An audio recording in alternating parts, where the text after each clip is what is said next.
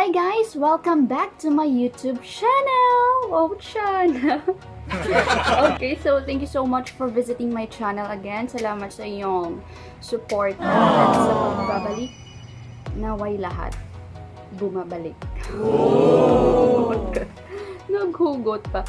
Okay, so for today's video, what we are going to do is we will make a tutorial about simple DIY dried flowers in a frame, just like this one. Using only the materials you have at home, basic materials lang po. Opo. So if you want to know how I made this one, please keep on watch. So just a quick story time muna, kung bakit meron akong dried flowers dito. So it's because 2 months ago was my birthday last October, and my friends gave me a bouquet of flowers. Flowers. Yes, so binigyan ako nila ng bulaklak, and it was my first time na nakatanggap ng bulaklak galing sa mga kaibigan ko. So it's because pinapahalagahan ko ang mga bagay na, dumating sa akin. I've decided na why not patuyuin ito and then ilagay sa frame. So I will treasure these flowers just like how I have treasured our friendship. Wow! Treasured our friendship, no? So that was 2 months ago. So that was my plan. Patuyuin siya in just a span of 2 weeks. Pero it's already December. So 2 months na. 2 months na siyang natuyo, and andyan lang siya sa kanyang kinalalagyan. Huwag na nating patagalin pa. This is it. Let's go! So this is DIY dried flowers in a frame.